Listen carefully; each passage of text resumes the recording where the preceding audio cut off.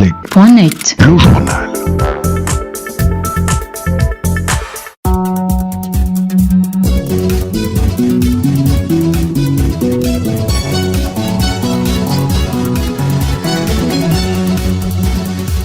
Les titres du journal: nous avons touché le fond de la piscine, gémissent les employés de l'ancien office du stade et de l'Agence nationale de gestion et d'exploitation des infrastructures sportives et culturelles qui capitalisent respectivement 45 mois et 8 mois de salaire impayé.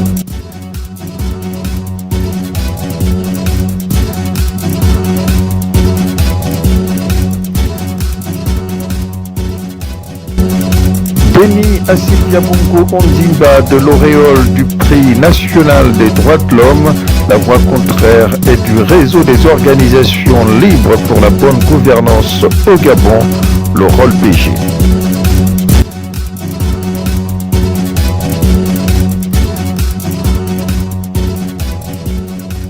Levé de voile incessamment sur le sanctuaire culturel Georges Mborou au lieu de méditation et de collection des œuvres de l'artiste peintre et écrivain gabonais du même nom.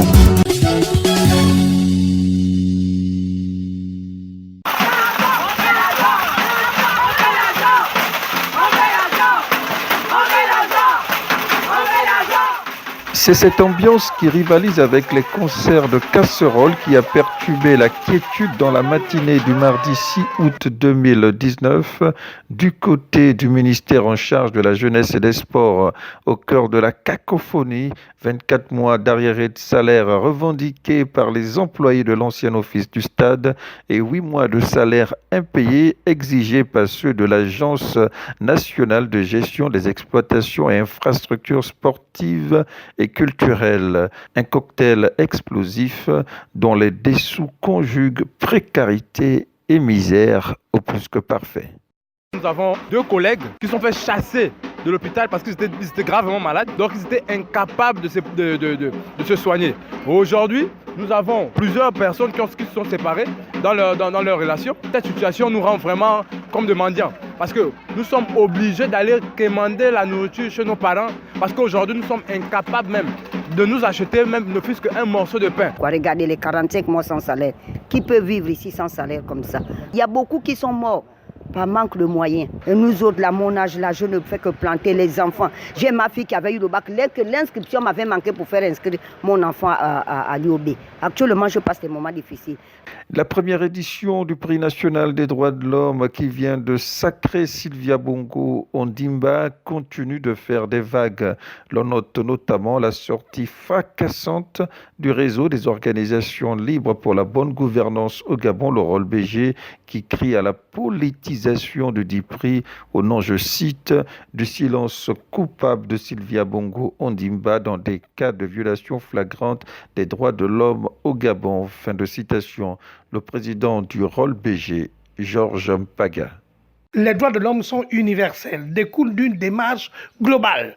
Et la société civile est au cœur des stratégies globales des droits de l'homme. Je ne sais dans quelle dimension, avec quels critères Mme Sylvia Bongo a été désignée dans les droits de l'homme. Lorsque je sais qu'il y a des prisonniers politiques, il y a des disparitions forcées, des crimes rituels, on n'entend pas sa voix. Sur quelle base elle a été désignée? Est-ce que Mme Sylvia Bongo ne sait pas qu'il y a des prisonniers politiques au Gabon? Des gens qui croupissent sans procès depuis plus de 1000 jours. Landry Washington pour avoir critiqué les actions du chef de l'État, Nzibi pour avoir démissionné devant le chef de l'État, ainsi que Pascal Oyougou et bien d'autres dizaines de prisonniers politiques croupissent sans jugement, en violation de leurs droits. Georges Mpaga, président du rôle BG, sera l'invité de ce journal en page magazine.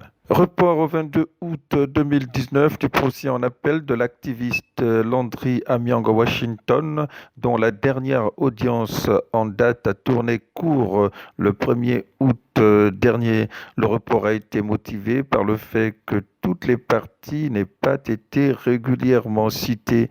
Landry Amiang Washington croupit depuis 3 ans dans les geôles de la prison centrale de Libreville. Et disons que l'opposition politique et la société civile libre appellent à l'unisson à sa libération sans autre forme de procès. www.mazlec.net.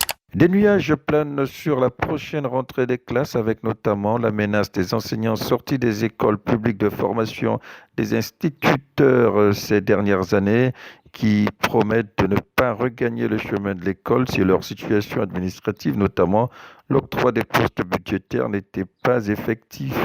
Ils sont plus de 1000 enseignants dont certains rongent le frein de la patience en termes justement d'octroi de postes budgétaires depuis plus de 10 ans.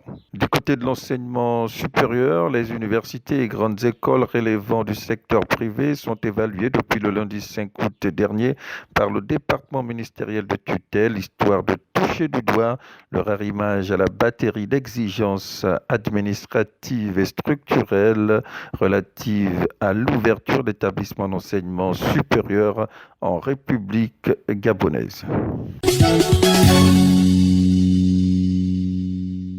France, Portugal, Italie, Espagne, entre autres escales dès septembre 2019 du lancement de la carrière internationale de l'artiste peintre et écrivain gabonais Georges Mborou, dont les productions sont déjà très prisées au plan local et qui seront donc proposées à un éventail plus étoffé de preneurs.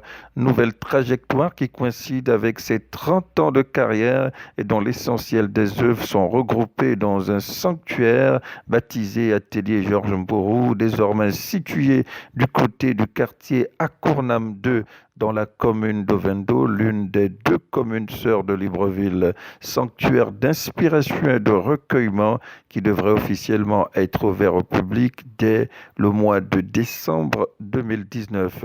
Visite guidée avec son promoteur, Georges Mborou. Il y a 3 bâtiments. Un bâtiment qui abrite, disons, c'est une grande salle de réception, des bureaux. Le deuxième bâtiment, c'est un bâtiment à 2 étages.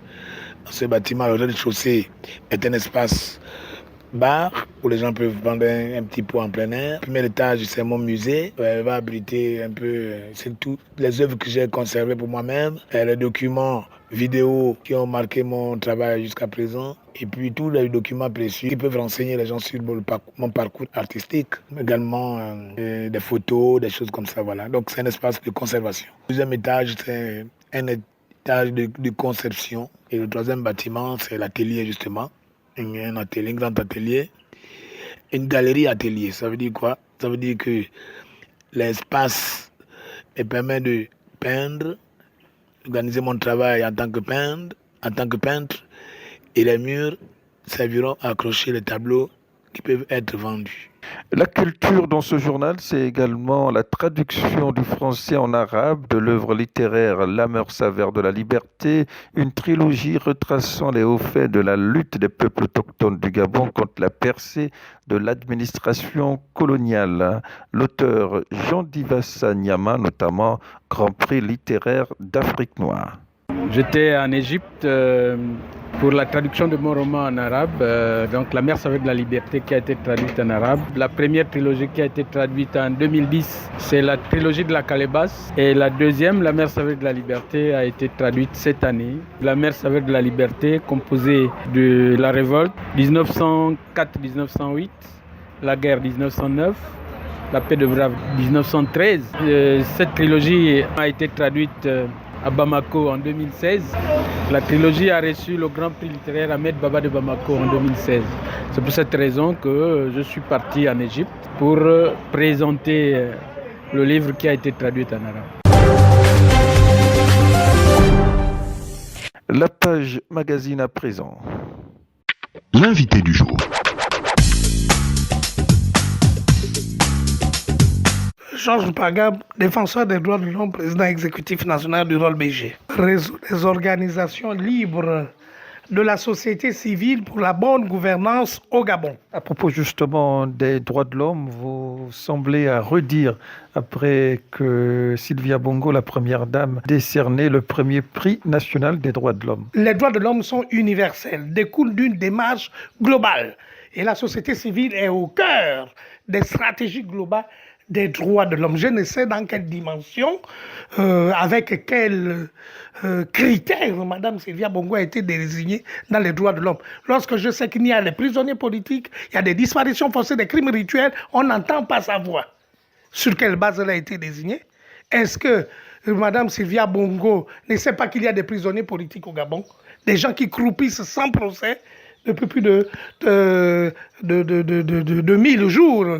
Landry Washington, pour avoir critiqué les actions du chef de l'État, Nzibi pour avoir démissionné devant le chef de l'État, ainsi que Pascal Oyougou, et bien d'autres dizaines de prisonniers politiques croupissent sans jugement, en violation de leurs droits. Est-ce que c'est du ressort de Sylvia Bongo de défendre forcément les prisonniers politiques pour avoir l'onction de la reconnaissance de Georges Paga et du rôle BG? Non, il ne s'agit pas de la reconnaissance de Georges Paga. Georges Paga critique la démarche, critique les dérives du régime, parce que le Gabon n'est pas respectueux des droits de l'homme.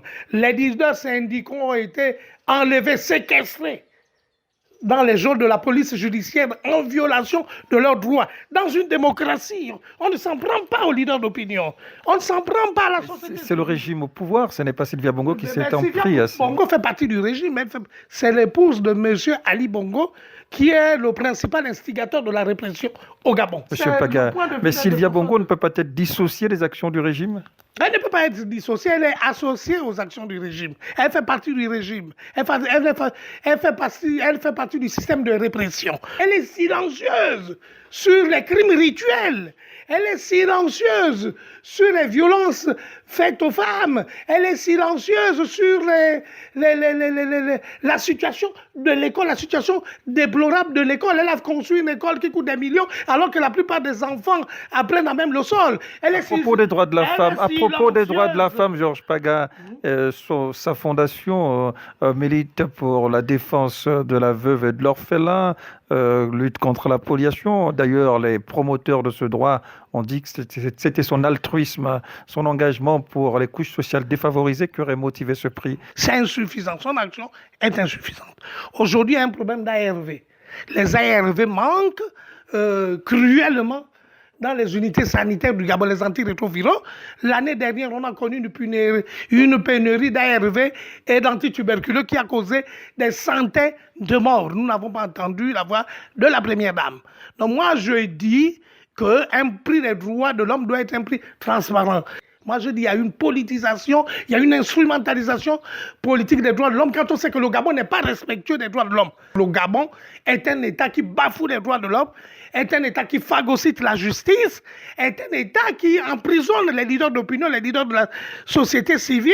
Je ne m'incline pas ou ne m'oriente pas de façon spécifique sur la personne de Sylvia Bongo parce que ce prix n'est pas son émanation, même si ce prix lui a été attribué. Mais c'est la démarche démagogique des membres de la Direction générale des droits de l'homme qui sont faux.